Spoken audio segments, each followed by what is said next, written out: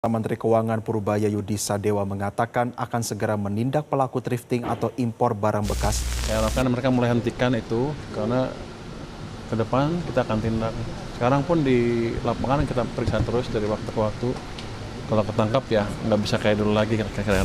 Siapa sih yang nggak pernah thrifting di zaman yang apa-apa tuh pre-love? Apa membantu produksi dalam negeri atau biar produk dalam negeri bisa dijual lebih banyak gitu.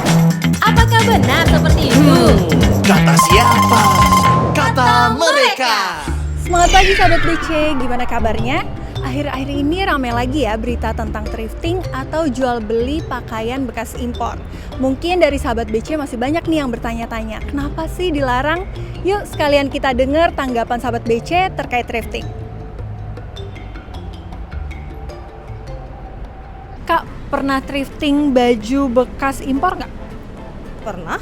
Oh, pernah? Udah lama sih tapi Pernah dong. Siapa sih yang nggak pernah thrifting di zaman yang apa-apa tuh pre-love thrifting gitu kan? Kakak tahu nggak kalau thrifting baju bekas impor itu sebenarnya ilegal? Jujur aku belum tahu sih Kak, soal itu. Jadi aku masih tahu sebenarnya thrifting itu apa. Cuman kalau untuk ilegal atau enggak aku nggak tahu. Tahu sih ya, kan udah mulai ada banyak berita di di media-media gitu. Kurang tahu sih Kak. Kak tahu nggak alasannya kenapa itu ilegal? Mungkin untuk membantu produksi dalam negeri atau biar produk dalam negeri bisa dijual lebih banyak gitu. Kira-kira kenapa tuh Kak? Sekarang setelah tahu kalau thrifting itu ilegal, kakak setuju nggak dengan kebijakan ini? Dukung nggak? Mungkin iya, karena kan thrifting kan bekas dari orang lain ya Kak. Terus juga kan kita nggak tahu tuh orang tersebut ada penyakit tertentu misalnya. Jadi kemungkinan kalau kebijakan ini menyatakan kalau misalnya thrifting itu ilegal, mungkin aku setuju sih. Setuju sih Kak, karena mendukung produk dalam negeri gitu Kak. Oh, setuju banget sih gitu. Apalagi kan kemarin juga Pak Purbaya udah sempet ngomong juga ya kayaknya di media gitu mengenai kenapa thrifting itu ilegal. Setelah kita dengar tanggapan dari sahabat BC, sekarang yuk coba kita dengar penjelasan dari ahlinya. Larangan ini tertuang dalam Peraturan Menteri Perdagangan Nomor 40 Tahun 2022 yang menegaskan bahwa pakaian bekas termasuk barang yang dilarang untuk diimpor. Untuk itu kami mengajak seluruh masyarakat untuk tidak menjadikan thrifting ini sebagai tren yang dianggap wajar. Karena apa? Di balik itu ada rantai penyelundupan dan pelanggaran hukum. Kita harus melihat juga bagaimana saudara-saudara kita, lapisan masyarakat yang lain sebagai bagian dari rantai industri garment ini juga akan terdampak. Kita sering melihat bagaimana terjadi PHK massal besar-besaran di industri garment. Ini salah satunya adalah dampak dari penyelundupan atau illegal thrifting. Karena produk lokal tidak bisa berkompetisi terhadap produk yang ilegal tersebut. Kemudian dari sisi ekonomi nasional, produk-produk lokal yang baik, yang berkualitas ini tidak dapat bersaing, berkompetisi dengan barang-barang ilegal tersebut. Karena apa? Karena barang-barang ilegal itu tidak mempunyai nilai, sehingga mereka memberikan harga yang bebas semau mereka. Rekan-rekan kita para pelaku IKM ini mereka kesulitan untuk bisa bersaing dengan produk ilegal tersebut.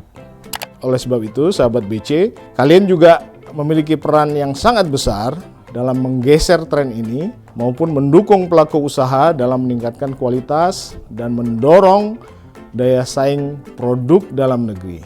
Untuk itu yuk kita sama-sama dukung produk lokal yang nggak kalah keren, berkualitas dan punya cerita kebanggaan dari tangan anak bangsa.